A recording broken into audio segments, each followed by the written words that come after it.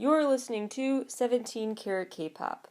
For more information about the variety of topics covered on the show, as well as my other podcast, How to Stan, visit 17caratkpop.weebly.com. And if you enjoy this episode, please consider becoming a monthly donor to support my work and allow it to continue to go on and be free for all to access for as low as 99 cents a month. Visit the Support the Show link on my site's homepage for more information. Hi everybody and welcome back to a brand new episode of 17 Carat K-Pop. Today on the show, tons of news stories to get to from the past week. Lots of K-pop specific news to get to, but before that, I do want to provide some more context and the latest developments when it comes to a story I started talking about on this show last week on the episode called K-Pod Save the World, talking about all of these recent crackdowns on entertainment in China. So first the latest, then I'll provide a lot of background and a historical context that I think will make what's happening right now in China really seem less bizarre. It follows a pattern, it has a precedent. Nicholas Say recently announced he is voluntarily getting rid of his Canadian citizenship.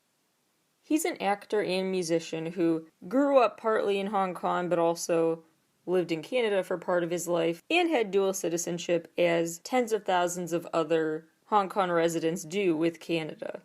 But a recent comment was made by Hong Kong Chief Executive Carrie Lam saying that will no longer be commonplace to get a Canadian dual citizenship while also being a Hong Kong resident.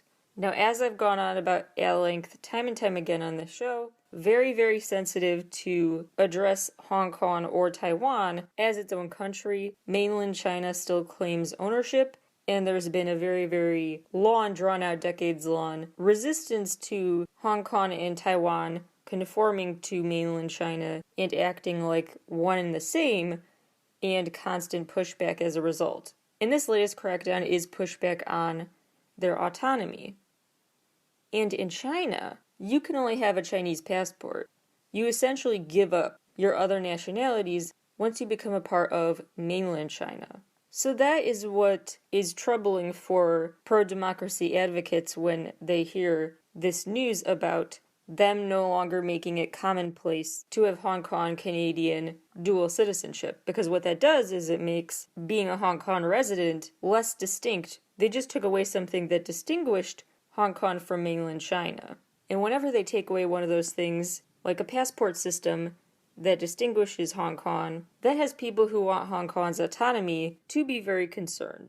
This past weekend, Nicholas's latest film, Raging Fire, raked in $175 million at the box office, so he's doing really well, but the powers of censorship towards perceived dissidents is a very powerful threat in mainland China, and so it's interesting timing that his career is really doing well right now, but while promoting this movie, he told a presenter that he is already in the process of surrendering his passport. He said deep down he felt like this was the right thing that he needed to do after he was reading comments online questioning where his loyalty lies. Like, is he Canadian or is he Chinese? And this questioning offended him. So he's now going to do this as a symbolic gesture and a literal gesture to show himself as a citizen of China only. Pressure from actors to view themselves as fitting mainland China's desired mold is also an issue right now for musicians, not just actors. China just cracked down on who they are calling too feminine, boys who look too, we already talked about this last week, you know what I mean. They label it all as quote-unquote too girly, and they want you to quote-unquote man up. So a state media regulator called for a boycott of those types of quote-unquote too feminine performers. There's also a separate boycott that was called, requesting censorship of quote-unquote vulgar social media posters flaunting their wealth.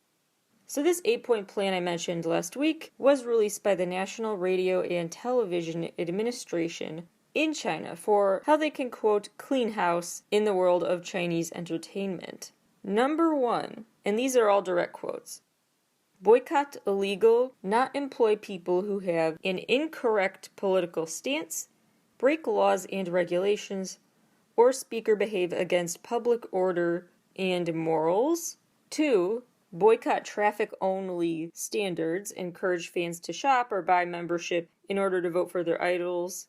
Boycott an overly entertaining trend, promote traditional culture, boycott high pay in the entertainment industry, encourage celebrities to participate in charity shows, enforce licensing, entertainers should not use their profession and fame to gain profit, promote professional commentary, criticize fake evil values, regulators need to be held more accountable, and fill public space with positive and mainstream shows. There's a lot there that is incredibly vague. What is a mainstream show?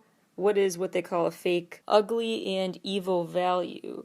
What do they mean entertainers should not profit off of their work entirely? Lots of very, very vaguely defined words in this 8-point plan, permitting them to restrict a ton of forms of art and expression. Let's back up now and talk about 1980s China. That was when Anglo-pop music was first allowed in China. They really opened up their economic and cultural borders, which was actually a very solidified stance when Wham performed in Beijing in 1985.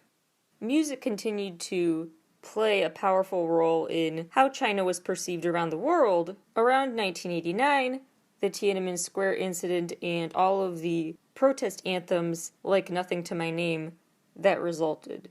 Because of the power of music to be an anthem for protests like that, more regulations started coming in. China started feeling like, well, maybe we opened up our borders a bit too much, allowing too many dissenting voices to really take hold.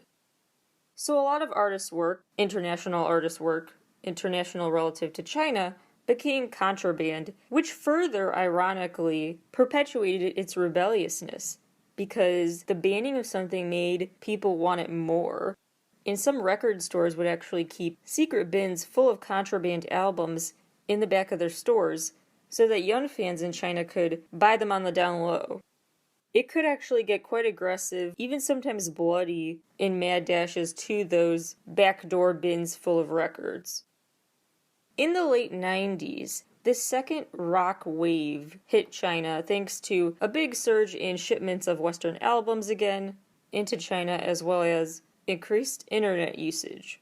The Chinese rock scene was really thriving in the early 2000s, and especially in the later part of that decade, because of the 2008 Beijing Summer Olympics. China was really obviously getting the world's attention then, and felt quite proud to have all this music representing them. But as the pattern continued, waves of quote-unquote rebellious music thriving were met with a sudden sense of, hey, wait a minute, we should regulate this more and stop it from getting too powerful of a counter-narrative, too much of a force against what message we're pushing. Also in 2008, what once again China soured on was against really embracing a globalized music world was when singer Bjork had a concert in Shanghai during which she yelled out her support for Tibet. In some ways a similar situation to Hong Kong and Taiwan, distinguishing certain places as their own away from mainland China really angers their government. So, plus she said this in 2008. By that point, China had been controlling Tibet since 1950, so over half a century ago. She was then banned from performing in China, and actually in China, there are 0 results if you try to do an internet search about what happened. This censorship has applied to Hong Kong artists time and time again, like I talked about last week. Denise Ho, who has been very outspoken in favor of democracy and an autonomous Hong Kong, had a scheduled concert abruptly canceled by the government. Well, actually back in 2014, she was exiled from mainland China for protesting the Chinese Communist Party stance towards Hong Kong. So history really repeats itself, sometimes with the exact same person. Yet again, there was this weird back and forth because whenever it felt like China was blocking the flow of outside influences, then it's like a boomerang and it came back around. They keep wanting the global attention the globalized culture can provide, but not too much. They don't want to give that soft power too much power over their ideology. So it's a constant ideological back and forth they have to deal with when deciding what cultural influences to permit or not. Some examples of allowing sources of entertainment from other parts of the world to influence their entertainment scene. In 2017, City of Rock premiered, which definitely copied School of Rock in a lot of ways. Then there was the singing competition show The Big Band in 2019. It was your classic reality TV singing competition show. It was even more successful the following year, 2020, because of the lockdowns. Season 2 actually scored 170 million viewers. Then there was the Show Me the Money-esque show, The Rap of China, which was popular in 2018 and 19. That became a launching pad for several careers for music MCs and bands whose music, after being on that show, did get integrated into the local bar and club scene. Nowadays, to release an album in China, it has to go through a lot of bureaucratic red tape. It has to be approved by this government-owned publishing company that the label pays. Therefore, if you're an independent artist, you're really out of luck, unless you suddenly get a ton of money. And a factory won't print your album without you going through all those protocols. The info you have to submit for approval, way more than just the lyrics for every song on your album and the album liner notes. You must also submit specific personal info about each band member and your government IDs. You can try again and try applying and sending in the right application to a different publishing company if you're denied by the first one. But that is not an ideal situation, not just emotionally that's hard to grapple with, but also logistically it's not made easy because you can't just transfer your application to that other place. You have to totally start from scratch. There are also bureaucratic roadblocks right now to holding a concert in China. You must again submit a bunch of info for approval first, including your government ID info, video footage of your past performances, and lyrics to the songs you plan to sing.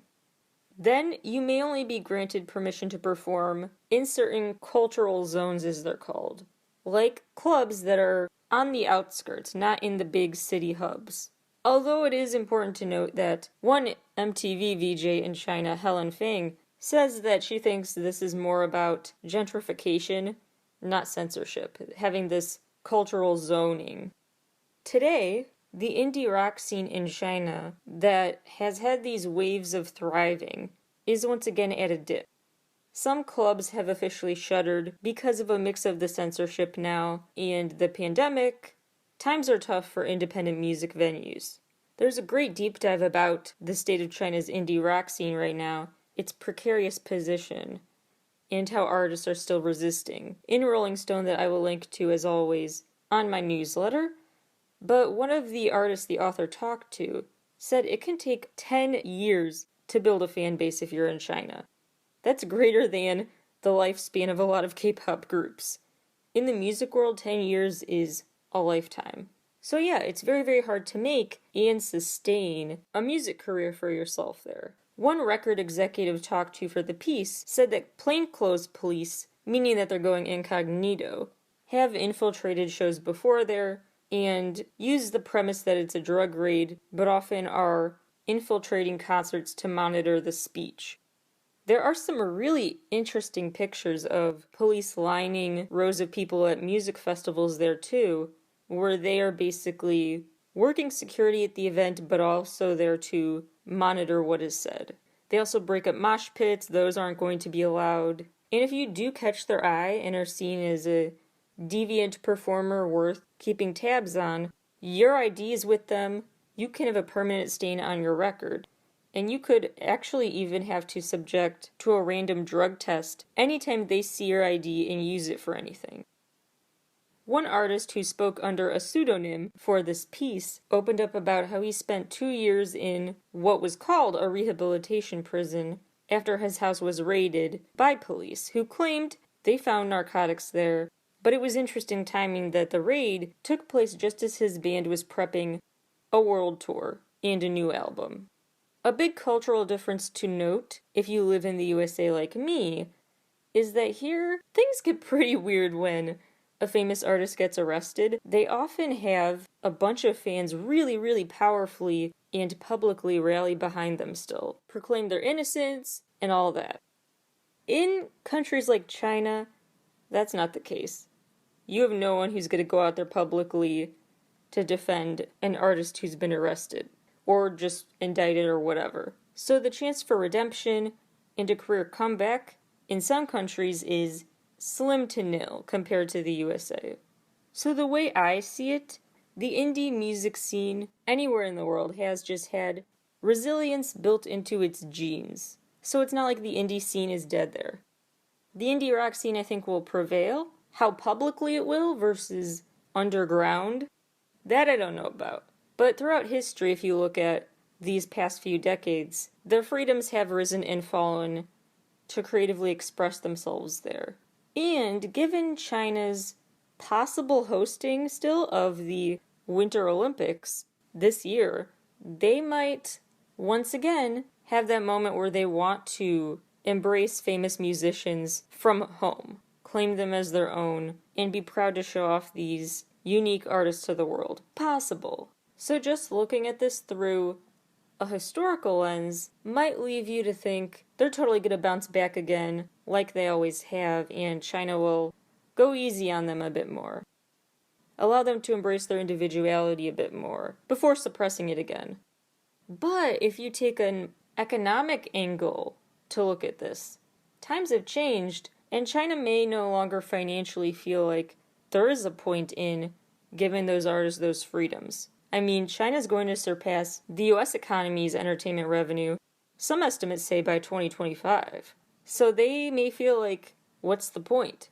Culturally and socially, looking at this, it becomes very muddied what my prediction should be, because there is just so much happening right now. Like I said last week, it's the crackdown on excessive wealth mixed with, I would argue personally, less legitimate reasons to suppress speech and things like that. They're working on implementing an ideology that has some roots in legitimate, important values like wealth redistribution, but then they go about it in extremely intense ways. And obviously there are many values they are pushing that are concerning. The big problem I see with all of this is, when does anti-consumerism bleed into anti-non-mainstream ideologies? When does this material wealth restriction bleed into restrictions on freedom? Money often is tied up in freedom, so they can use a premise like wealth redistribution to argue that they are for freedom, but they're not. Where should the line be drawn between policing material things and policing speech and thought? That's what makes this so hard to predict the future of, hard to predict the long-term effects of, because there's a lot here. In a legal sense, in a historical sense, economic sense, all these different senses, people who want to support mainland China's interests can find kernels of universal truth and use those buzzwords like freedom and equality to push that agenda. But that way of promoting it can be reductive and deceiving. So I think that ultimately Nicholas deciding to give up that citizenship, in my opinion, is more about a fear of what happens if he doesn't, a fear for the future of his career if he doesn't, than a genuine desire to do so. The impending crackdown on certain Hong Kong artists' work is a very powerful fear to have, a very motivating fear to have to conform. So I just think this is a harbinger of what more artists might feel like they have to do, is give up passports and other identifiers of who they are outside of being Chinese. So that's an overview, less about my take. This story I'm just giving more about what is happening in that world, because it's such a big layered story that I just felt the need to spend another episode really trying to dig into what this is all about. So those are some things to think about. And again, additional reading I will link to on my newsletter. And speaking of newsletters, let's talk about my Substack, howtostand.substack.com. My latest there, you can sign up for free, get a bunch of content in your inbox all the time, from interviews to listicles to essays. My latest is a bit of a listicle of sorts. I wrote about some of the big takeaways from TXT's series of paper magazine interviews. Lots of fun quotes and anecdotes in my write-up, as well as in the full pieces, which are linked to through my post. But while you're listening to the show, I'll give you guys more fun details that I did not include in the write-up. First of all, C.R.O.W.N revealed he actually doesn't like to share his lyrics with others that he writes. To get their feedback, he prefers to keep his songs to himself. Which I found really interesting because knowing what the members of TXT are like, and how open they are with one another, it was a bit surprising to hear that hesitancy from him. Huening Kai shared what his very first song he ever wrote said. The very first lyrics he ever wrote, quote, "We'll always be happy, we're going to get over this, and everything will turn out great." Chef's kiss. Yeonjun, this isn't a quote from him by the way, but just the piece overall, that I really liked that summarized Yeonjun's love of dance in a way that resonated to me. Quote, "Dancing became a way for him to articulate all of the things he wanted to say, but didn't always know how to." I just think that's a great way to summarize why we turn to art in any form.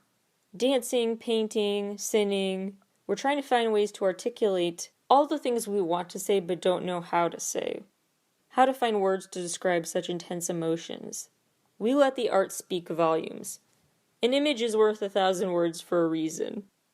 Moving on to story 3, B.I. received his sentence. Some of the strictest weed use laws are in Asia, so it was a big scandal when he was accused of smoking and buying weed in 2016. He was found guilty of violating the Act on the Control of Narcotics and sentenced September 10th. His sentence includes 3 years in prison, 4 years probation, 80 hours of community service, 40 hours in a drug treatment course, and a 1.5 million won fine. The prosecution had requested that sentence, the 3 years in jail and the 1.5 million won fine. So it's interesting that they got their max requested penalty approved. Meanwhile, he made an appearance at a recently High concert, which drew a mixed reaction from the audience, and it will be interesting what happens now, because he could fight this if he really wanted to. He has one of the big 3 companies that could back him up. It's not like legal fees will be an issue for him. But he probably feels like, my cards are on the table, no turning back. I'm just curious a few years from now what his career will look like, because times are changing. And in some countries, like where I am in the USA, in certain states, weed is just totally legal.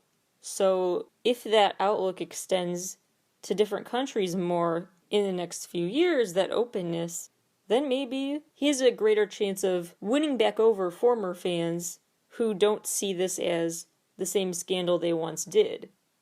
Story number 4/5, Sonamu changes and other band and agency changes. If you recall, in July, TS Entertainment dissolved. After 13 years and many lawsuits against them by their own employees, they shut their doors. And the future was very unclear regarding the fate of the groups under TS Entertainment, including Sonamu. No update on tracing to give you yet, but lots of updates on Sonamu.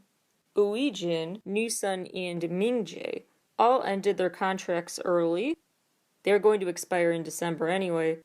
Deanna officially confirmed she just fully left the group and is no longer a member. And Mellow Entertainment confirmed Uijin just signed a contract with them. So the group didn't necessarily say they're totally broken up, but they just officially lost one member and presumably 2 because she signed with a different agency that the others did not. Unclear what happens for the group now. But I will say, we probably will see a lot from Han Oijin in the future because Mellow Entertainment also has a joint management deal with Tribe, and they are really taking off popularity-wise, so they could do some big things for her career too. In other agency shakeups, So-Yu has officially left Starship Entertainment after 11 years with them. P.O. from Block B is leaving 7 Seasons, will not renew his contract with them. It expires at the end of this month. Yoo-jun is leaving LaBoom. She will not renew her contract once it expires, but all the other LaBoom members did renew theirs. And Lee Tae-soon and Hwang Dawn-jun are leaving Ghost 9. No specific reason was cited for them exiting the band. Just the statement said the decision came after many long discussions with the company about their careers. Let's close out the show today with a big rapid-fire round of miscellaneous K-pop headlines. BTS's Butter was named the Song of the Summer by Billboard, beating out in second place Olivia Rodrigo's Good For You, which I would have also admittedly been okay with being number 1. They could have tied. COVID updates. Yoojin from IZ*ONE tested positive after originally testing negative, but now she tested positive, although her fellow former IZ*ONE member who tested positive, Wanyeon, has since recovered. So one former IZ*ONE member got better, and then one of them got worse. Solbin from LaBoom has entered quarantine due to being a close contact of a positive COVID case on set of a drama. Jake and Junwon from ENHYPEN have both recovered from COVID, only to have Nikki become the 6th member to test positive. Meanwhile, Jaehyun and Chahoon are the 4th and 5th members of N-Flying to test positive. A bit of info about the 2021 MAMA Awards are here. It will take place domestically again this year due to the pandemic, December 11th at Contents World, a location the size of 32 soccer fields. BTS won 3 VMAs for Best Group, Best K-Pop, and Song of the Summer. They tied with Olivia Rodrigo and Lil Nas X for most wins of the night with 3 each. 17's new photo book will be out October 8th. Pre-orders have already started. In other 17 news, they have teamed up with a physical and mental health platform, Cigna, as their new sponsor, starting their campaign with them in October. TXT will have a live stream via Weverse. That concert will be October 3rd, Mean Girls Day, 5 p.m. Korean time, 3 a.m. Central Time. Bam Bam's first live solo virtual concert will be taking place through Bex Connect. Go to facebook.com/BEX concert for more information. That one's scheduled for October 24th, 7 p.m. Korean time, 5 a.m. Central Time. And the Incheon K-Pop concert will be September 25th virtually, 7 p.m. Korean Standard Time, 5 a.m. Central Time. The lineup this year includes NCT 127, Everglow, Gravity, Epex, On and Off, The Boys, Fromis9, aespa, 6 aka CIX, Stacy, and Woods. Go to nkconcert.com for more information about that one. Omega X have settled on a fandom name, 4X, short for Forever with Omega X. Suwon from Boys Republic is enlisting in the military as a public service worker. Meanwhile, Minhwan from FT Island just got discharged. Red Velvet's Yeri is the newest DJ for KBS FM radio's Station Z. Monsta X are the latest performers on MTV's Fresh Out series of live performances. They sang their new English song, One Day. They also are officially on Snapchat now, just a PSA. And in social media news, Leia Ook just joined Twitter. Kai was announced as the global ambassador for Seoul Fashion Week, Spring 2022. And Rosé and CL became the first K-pop stars to ever attend the Met Gala in New York City. Really, really incredible to see them.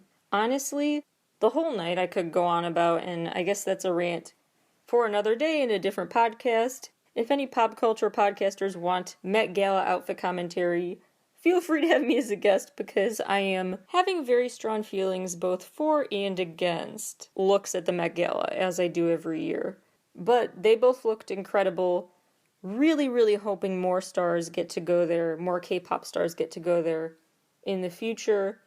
I was just picturing Tiffany Young going there. Wow, would that be stunning. Obviously, of course, my favorite boy bands would look great too. So many people I can picture just killing it with any theme. They dress like it's a special, fun theme a lot of the time anyway, so. And I will say, the internet's a bit divided on CL's look, but boy did she do the homework. Like, that is the assignment. That is an A+. Perfectly, I could not have embodied the theme any better of this American theme of the night. With the denim and the white underwear, revealing, but a little not revealing. It was denim.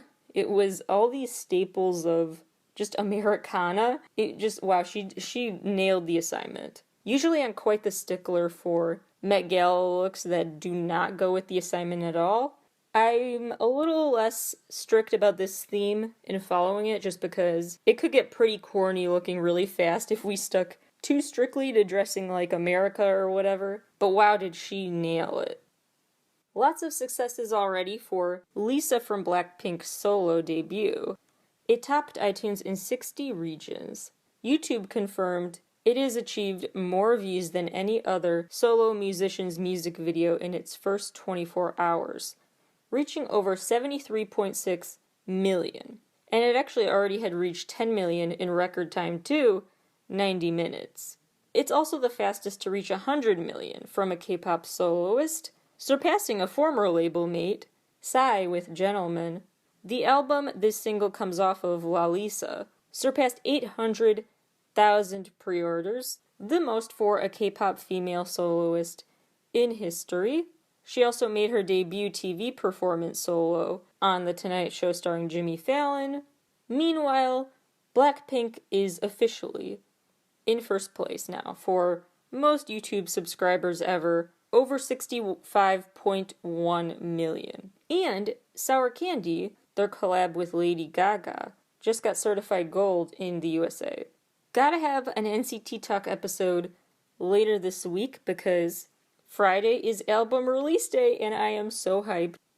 To get you ready for that release, don't forget, they will debut Sticker, their new title track, on James Corden's show September 16th, which is going to be 12:37 a.m. the 17th. If you're in Central Time Zone, it's 11:37 p.m. this Thursday, and if you're in Pacific Time, it's 9:37 p.m. this Thursday.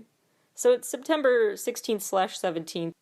Then check out the album starting midnight when September 17th begins. And then tune in for the live YouTube stream and premiere September 18th when it becomes midnight, when it becomes Saturday, Friday night. So if you're in Central Time Zone, the live stream YouTube event to celebrate the album release is 11 p.m. Friday night. Pacific Time, 9 p.m. Friday night. Eastern Time, midnight Friday, which is technically Saturday. Hope that makes sense.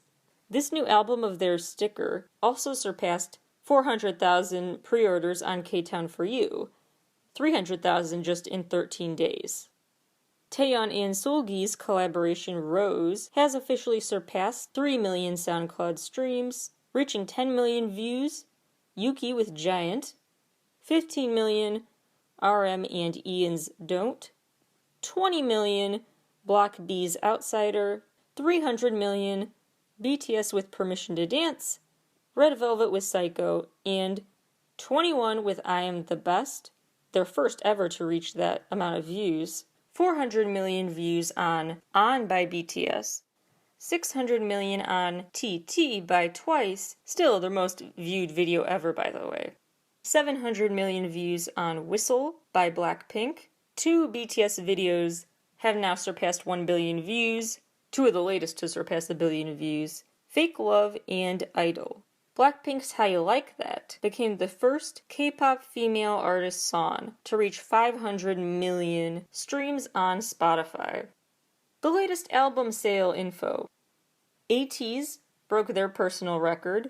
They reached over 810,000 stock pre-orders, and the new album topped iTunes in 41 regions as of recording time, maybe more by now. Stacy over tripled their first week sales, and got their first music show win, thanks to the new song Stereotype, and Omega X more than doubled their first week sales. That was a lot of news to take in today. Lots more, not just NCT talk coming up on the show, but a very fun new series of episodes I'm going to start. But while I still have your attention, my action item today is just to check in on someone. Note that last Friday was Suicide Prevention Day, but that should be every day, even if you think someone's doing okay. The Crisis Center contact info you can find at the International Association for Suicide Prevention. If you're in the USA, a hotline you can call is 1-800-273-8255. Life is hard, but we've got this together. Thank you all for listening, and I will talk to you all again very, very soon.